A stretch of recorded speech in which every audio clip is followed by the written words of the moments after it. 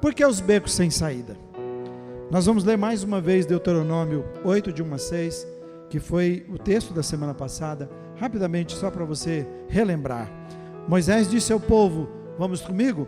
Tenham cuidado, vamos juntos, de obedecer a todas as leis que hoje eu estou dando a vocês, para que vocês vivam e se tornem mais numerosos e entrem e tomem posse da terra que o Senhor Deus jurou dar aos nossos antepassados.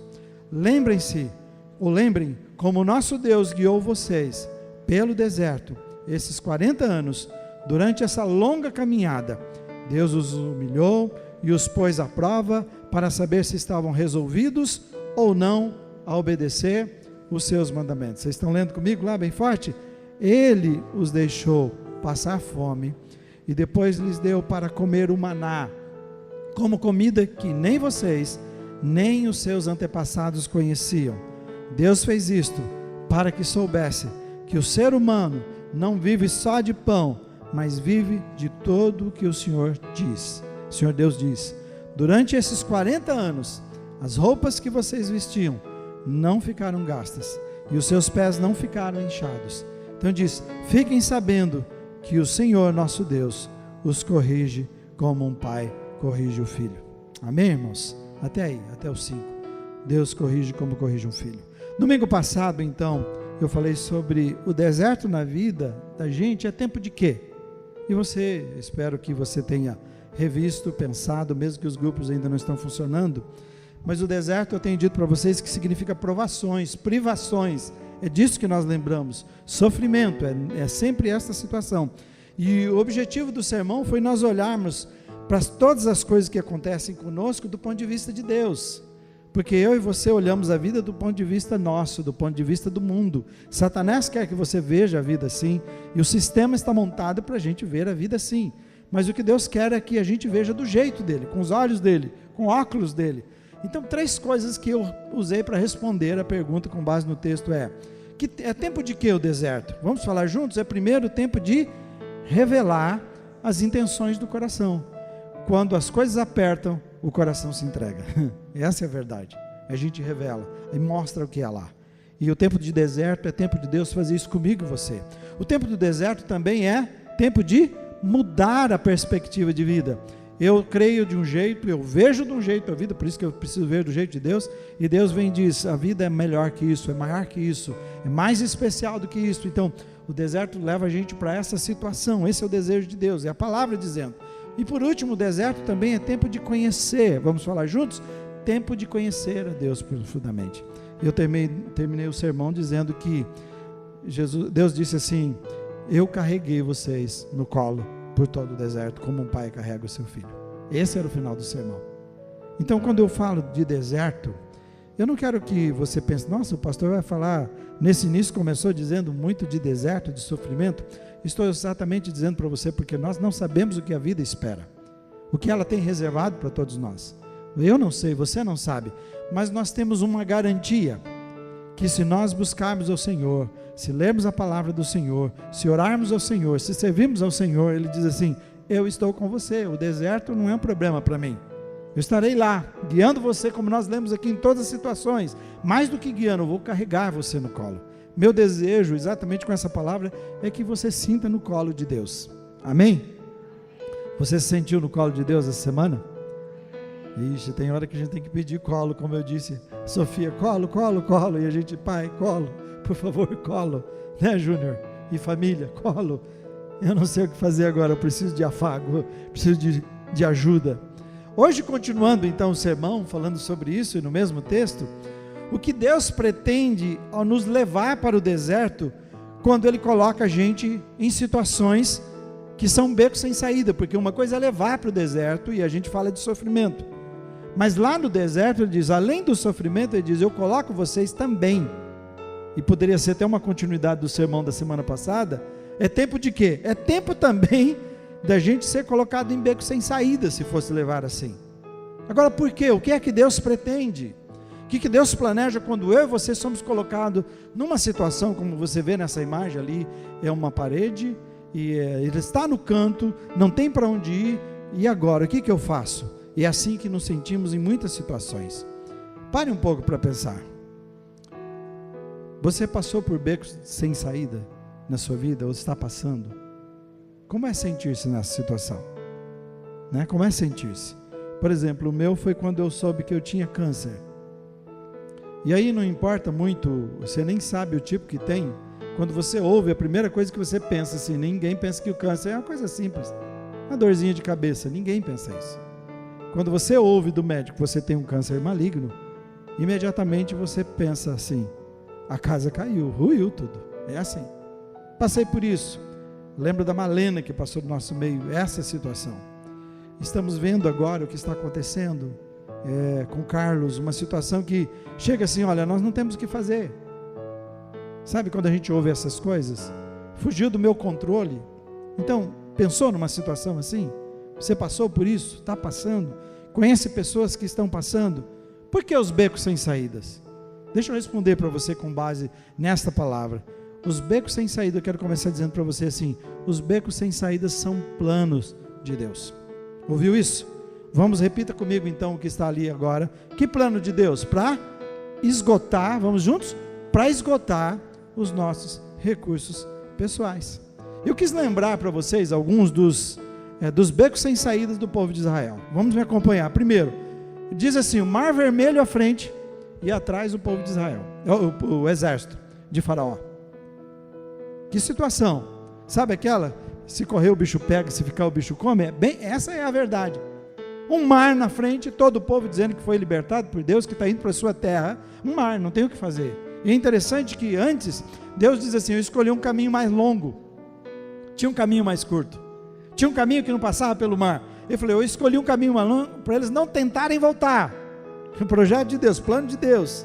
Esgotar os recursos. Então eles vêm assim, mais de 1 milhão de pessoas com sede no deserto e nem 1 litro de água para beber. Você sabe como acontece aqui. Se alguém disser aqui, encontramos um oásis, 1 milhão de pessoas faria o quê? Dá licença, vamos esperar primeiro as crianças, mas você sabe como é que é a coisa. Você não ouve nada sobre isso. 1 milhão de pessoas com sede no deserto, não tem o que fazer, não tem o que fazer. Como dar água? Mais de 1 milhão de pessoas, nada de café da manhã.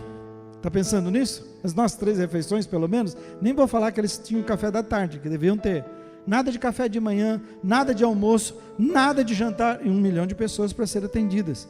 E isso por 14 anos, por 40 anos, eu fiz as contas. 40 anos são 14.600 dias. 14.600 dias atendendo, no mínimo, 1 milhão de pessoas. Você tem aí 1 bilhão e 600, mais ou menos, de litros de água, de café, de almoço, de jantar. Se você está achando que é possível, vamos continuar pensando, né? Pessoas sem casa, porque o deserto é isso, sem infraestrutura. Pessoas aqui na cidade brigam porque o asfalto está quebrado, porque tem alguns problemas que faltou água, eles não tinham isso. Sem vizinhos, sem luz, sem possibilidade de plantação, é deserto, é seco, sem lugar para abrigar do sol ou à noite, ou da chuva, lugar de serpentes, a Bíblia está dizendo, lugar de serpentes, escorpiões venenosos, nada de hospitais, porque aqui ainda a gente corre para o hospital, mas nada disso. E essas situações eram vividas pelo povo de Israel, e elas nos ensinam que Deus nos ama, todas essas situações, que Deus nos ama, e que Ele vai nos colocar em situações, e permitir situações na nossa vida, em que a gente chega ao ponto de dizer assim, eu não posso sozinho, eu não consigo sozinho, não dá. Por isso eu disse de esgotar os nossos recursos. Por que é que Deus põe você e eu nessa situação complicada sempre? Por enquanto você e eu acharmos que nós temos saída, nós vamos tentar e vamos dar um jeito. Eu vejo constantemente isto. E eu lembro de pessoas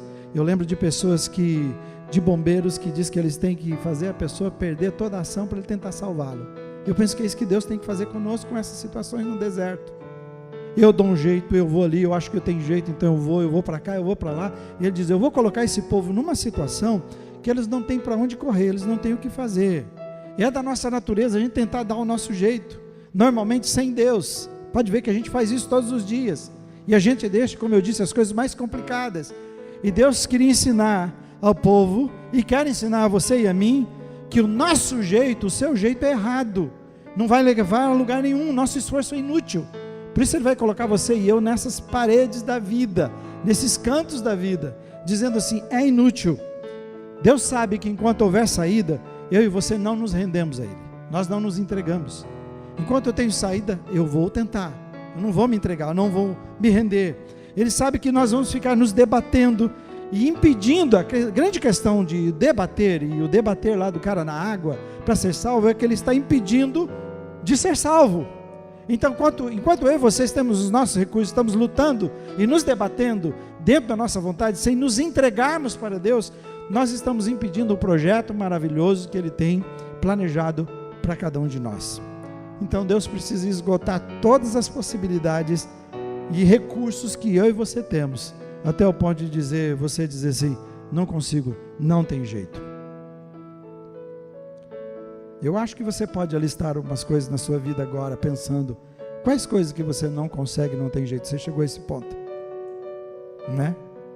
De repente uma situação muito complicada na família, eu não consigo, não tem jeito. Uma coisa muito difícil com os filhos, né? Que os pais enfrentam hoje, como é difícil. Ou uma doença, ou um problema nos negócios.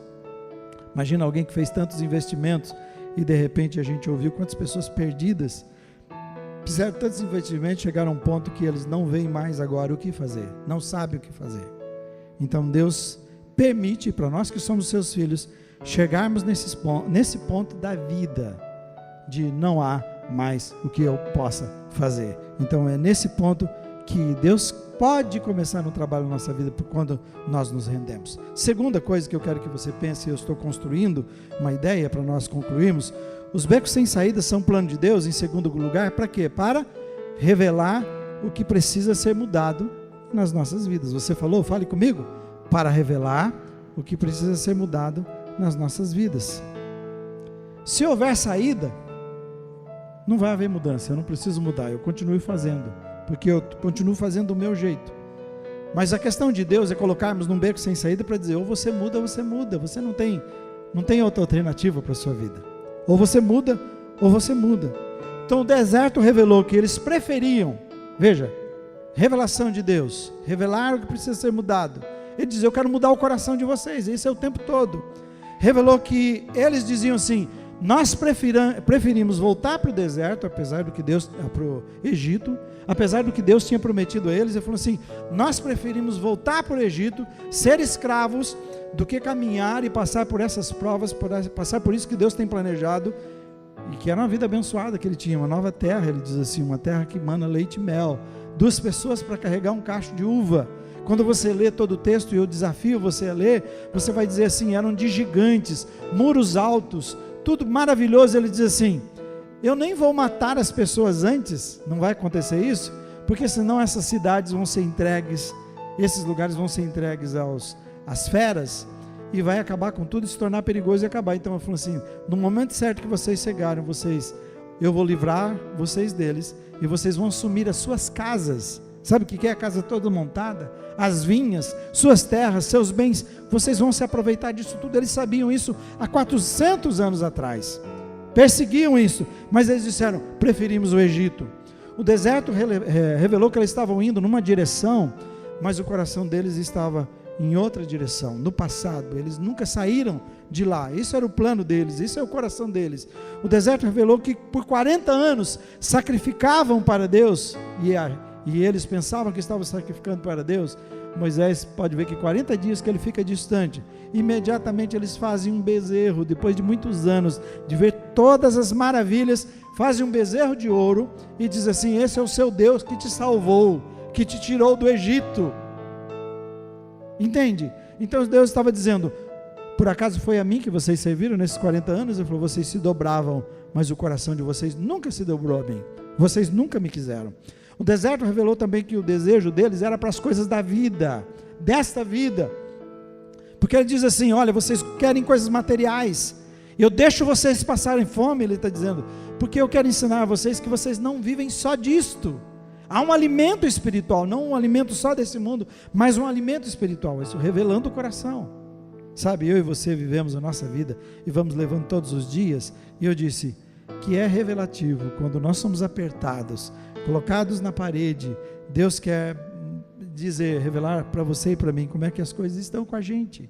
A gente pensa que está bem, a gente fala que está bem, mas quando nós somos apertados, como eu disse, o coração se desperta e fala o que está acontecendo de verdade. Então, ao levá-los para o deserto, Deus desejava que eles aprendessem que não era só das coisas materiais, mas era dele. E isso é o que você precisamos aprender. Deus colocou em situações para que eles pudessem se conhecer o coração. As situações, olha, ouça isso, as situações eram um espelho do coração, para eles poderem olhar e se verem como eram. Está ouvindo isso? As situações que você está vivendo é um espelho de Deus, é um espelho do seu coração, é um espelho para você ver quem é você, a situação que você vive. Por isso, se você e eu vivemos vidas normais, situações que a gente, eu estou levando, eu estou vendo, eu estou indo, que bom, está legal, Senhor, por favor, me dá mesmo sempre uma vida legal. Deus vai nos dar a vida legal, Ele tem uma vida maravilhosa, abundante para nós, mas constantemente Ele vai chamar a nossa atenção, através das situações, porque Ele diz, eu sou um pai que recebo vocês como meus filhos, e quando eu recebo como filhos, eu os disciplino porque eu tenho uma vida maravilhosa, um plano para a vida de vocês, que vai além do que vocês têm sonhado. Então eu pergunto mais uma vez, se você está experimentando, já que as situações difíceis são um espelho de Deus para o nosso coração, você está experimentando alguma coisa nesse momento que você considera difícil? Então, minha orientação para você é, pare, olhe e escute. Pare, olhe e escute. Perceba o que Deus está querendo dizer, que Deus quer falar com você. Situações difíceis que tiram nossos recursos todos. Situações difíceis que é para a gente levantar com alguma coisa na mão, um aprendizado. Porque qual é a questão? A gente vai reclamar. A gente vai ficar olhando, tentando entender Deus, mas Deus, por quê? Qual é a questão? Eu não vou dizer para você não perguntar por quê para Deus. Deus te entende, não é a questão. Mas se a gente conseguir aprender, Senhor, para quê? Qual é o projeto maravilhoso que o Senhor tem para a minha vida? Quero que você leia comigo em Jó 36:15, veja o que diz, bem forte, vamos lá? Mas Deus nos ensina por meio do sofrimento e usa a aflição para abrir os nossos olhos. A experiência no livro de Jó é esta, Deus nos ensina por meio do sofrimento e usa a aflição para abrir os nossos olhos.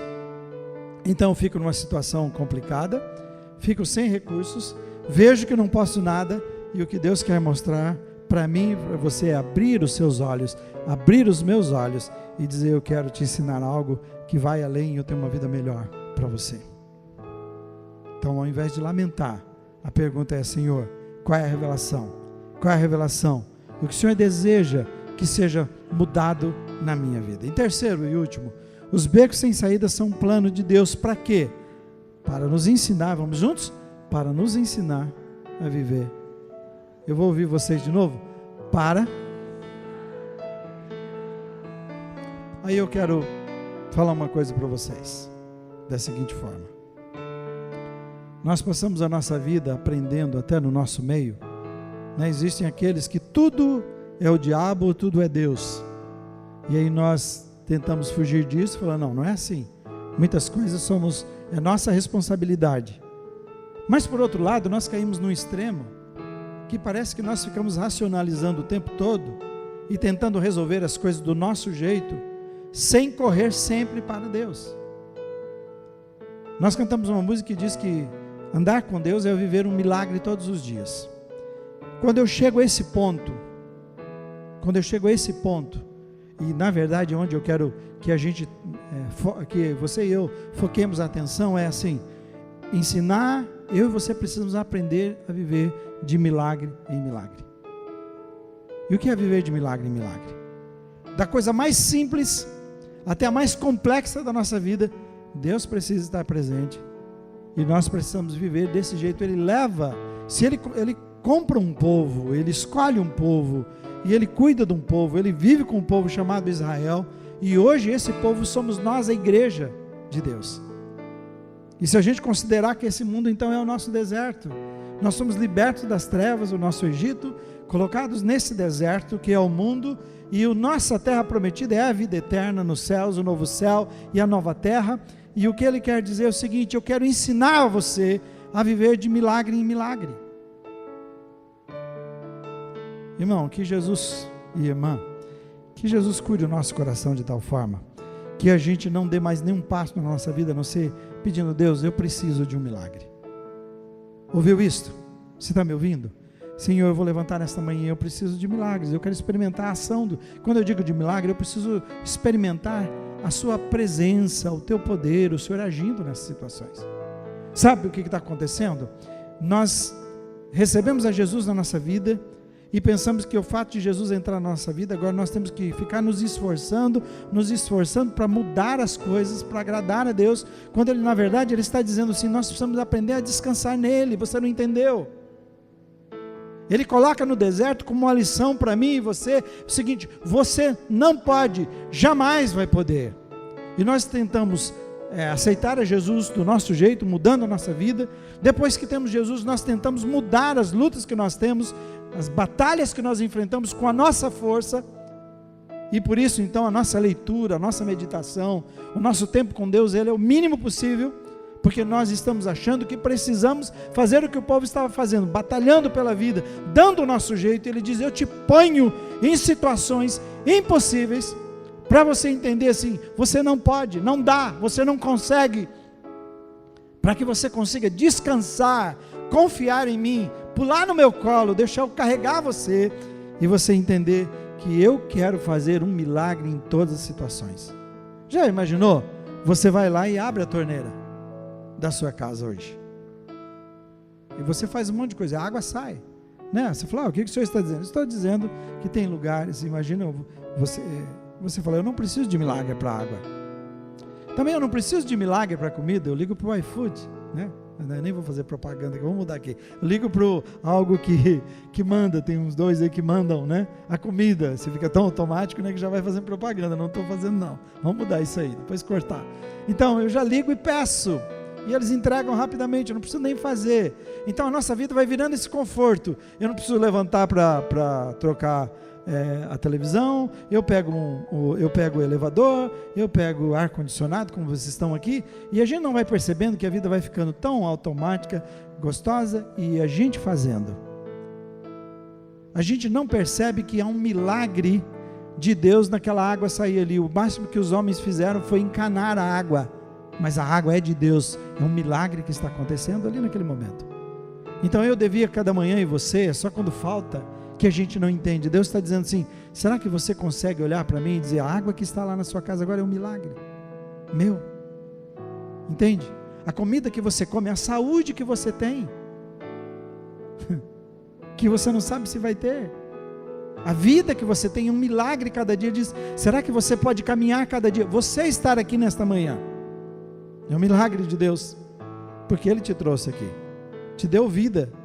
Ele está dizendo para você: dá para você aprender a viver de milagre em milagre? Então, irmãos, eu estou querendo desafiar o seu coração no nome de Jesus, no poder de Jesus, da seguinte forma: o deserto na sua vida e na nossa vida nos ensina isto. Deus vai colocar você em situações para você chegar ao ponto de dizer: chega, Pai, já debati demais. Só você pode chegar a isso. Você é o maior inimigo de você mesmo. Eu e você somos nossos maiores inimigos, porque nós ficamos debatendo, você fica debatendo com o seu jeito de fazer o seu casamento, o seu jeito de levar a sua vida. Você está dizendo assim: você jovem, estou construindo minha vida vai ser assim, né? Desse jeito. Eu digo: você vai se decepcionar se você não colocar Deus, porque você precisa de milagres de Deus, de presença de Deus, de bênção de Deus. Não importa o seu plano que você faz para o seu futuro, o plano nos seus negócios, cada dia, cada coisa que você faz, Ele diz: você precisa aprender a viver dependendo de mim. Ele diz: não só de pão vive o homem, mas da palavra que sai da minha boca. Se você conversar comigo, se você me ouvir, se você buscar a minha presença, se você descansar em mim, se você pedir para mim, eu vou mudar aquilo que precisa ser mudado. Amém? Qual é a situação que você está lutando na sua vida e você sabe há muito tempo? Cada um tem a sua luta, a menor, a maior. Jesus está dizendo assim: você quer que eu faça um milagre? Você ouviu isto? Você acha que Deus coloca toda essa situação para o povo de Israel, simplesmente por colocar. Ele está ensinando a mim e você, vou tirar. Irmão e irmã, preste atenção aqui. Jesus está dizendo, vou tirar seus recursos. Mas não está dizendo assim, vou acabar com o seu dinheiro, por favor, entenda bem. Não é nada disso não, aleluia. Não é isso. Não, ele está dizendo assim, eu tenho um projeto de transformação na sua vida. Então aquelas coisas que você confia, eu vou colocar você em umas situações, porque eu te amo tanto, sou o seu pai, e eu quero tão bem você, que eu quero que você dependa do meu milagre em todas as situações.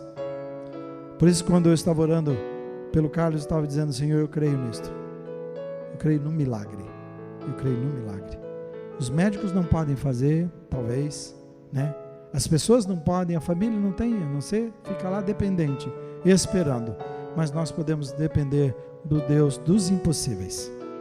Eu acho que a grande questão aqui é exatamente essa. Deus é Deus dos impossíveis. E eu e você ficamos brigando no mundo do possível. E tudo que é possível é fraco demais para Deus. É pequeno demais. Por isso que ele coloca, por isso eu disse para você, 1 milhão. Mas é mais que 1 milhão, gente. Porque eu contei, eles estavam dizendo aqui, é perto de 700 mil adultos acima de 20 anos. Então, é mais de 1 milhão contando mulheres, crianças, mas eu estou jogando por baixo. E ele está dizendo 1 milhão por 14.600 dias. Você sabe o que é isto? Jesus é um expert em fazer isso, é isso que ele nos ensina. Quando há uma multidão com mais de 5 mil pessoas, Jesus fala assim, nós precisamos alimentar essa multidão, estão nos seguindo. E os discípulos, dispensa, Senhor, nós não temos como. Jesus falou, não podemos dispensá-los. Jesus sabia o que ia fazer. E o que ele fala para os seus discípulos? Alimentem essa multidão. Era o teste de Jesus. Para chegar a um ponto de não temos. Ele falou, Senhor, nós fomos aí fazer um levantamento na turma e saímos para as pessoas e sabe o que nós descobrimos? Nós temos 5 pães e 2 peixes para uma multidão tão grande, desse tamanho. 5 pães e 2 peixes. Essa que é a grande questão. O que Deus quer dizer para você e para mim, que as nossas soluções são essas. Nós não podemos, Ele sempre vai colocar a gente assim, nós não podemos. Mas por que Ele coloca que nós não podemos? Porque te ama, porque me ama. Se Deus deixar você e eu vivermos a nossa vida normal, a nossa vida no dia a dia, redondinha, e não aparecer essas coisas que você vê, epa, dei com uma parede aqui, dei com uma estrada sem fim, né? Não tem para onde ir. Ele diz, então, por que você não dá uma olhadinha para cima? Por que você não olha para mim? Ele está dizendo nessa manhã, por que você não olha para mim? Por que você não descansa no meu refúgio? Por que você não conta com o milagre que eu quero fazer nessa situação que você está se debatendo? Dá mais simples, querido. Dá mais simples. Eu digo mais simples desde tomar um copo d'água. Você entende? Desde tomar um copo d'água. Tomar é fácil. Vou lá, abro a torneira. Ele está dizendo, por que você não pede para mim, para eu fazer o milagre nas pequenas coisas? E eu sou um Deus que deseja intervir em qualquer situação, em todas as situações da sua vida. E você vai ver a vida. E o milagre é para quê? Porque ele diz assim, eu quero preparar você. Eu quero preparar você. Você está aprendendo aqui nesse deserto, porque eu quero preparar você para assumir a nova terra que eu tenho para você, a nova vida que eu tenho para você. Nós já experimentamos a vida de Jesus aqui, ela é maravilhosa, mas ele diz assim, há um novo céu, uma nova terra. Você acredita nisso ou você acha que isso aí é ficção científica? Você entende? Ele disse para mim e você nesta manhã, há um novo céu, há uma nova terra. Eu estou preparando você com todas as coisas que acontecem. Deixa eu fazer o trabalho na sua vida. Eu queria que a partir daqui você saísse hoje dessa igreja e fosse para a sua casa e falar, pai, sair daqui e chegar à minha casa, eu preciso do seu milagre. Mas eu sei que você tem situações complicadas que você está precisando da intervenção de Deus. E ele faz tudo isso no deserto para dizer assim, é meu desejo. É mais do que o meu e o seu. Pode ver que o povo não queria, Deus queria. Mesmo eles não querendo, Deus quis. Mesmo ele disse assim, eu vou colocar vocês nessa terra, mas vocês não vão entrar porque vocês são bons. É porque o povo que está lá é mau demais. Ouviu isso? Vocês não vão entrar porque são bons. O povo que está lá é mau demais, por isso vocês vão entrar. Mas vocês estão entrando por causa do meu amor a Abraão, pelo compromisso que eu fiz a Abraão, Isaac e Jacó. Eu fiz um compromisso com eles e eu vou levá-los.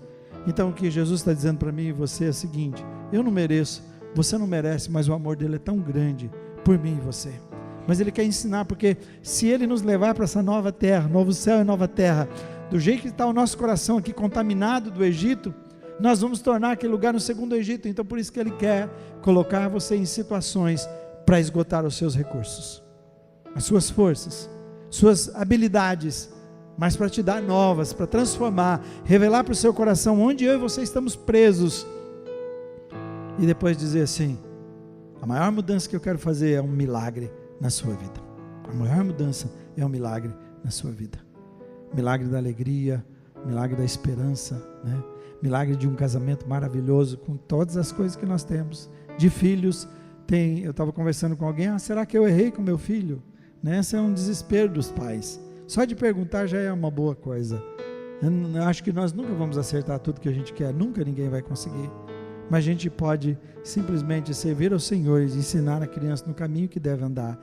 Então a nossa família pode ser uma família maravilhosa, cheia de todas as dificuldades, mas maravilhosa porque nós tememos a Deus, porque Ele diz assim: aqueles que me obedecem e me amam, eu abençoo até 1000 gerações. Esse é o maior milagre. Eu agradeço cada dia. Eu olho para os meus filhos e netos e estou dizendo assim: Senhor, obrigado porque eles nasceram abençoados, o futuro é maravilhoso. Mas o futuro vai ser difícil, como será para eles? Dependo do milagre do Senhor. O Senhor dizendo assim: cada dia eu estarei com eles.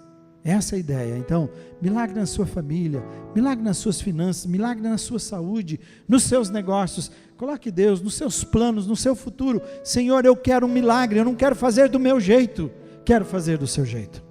Quero fazer com a tua presença, quero fazer com a tua bênção. Será que você está entendendo isso nessa manhã, irmão? Irmão, irmã, você está entendendo?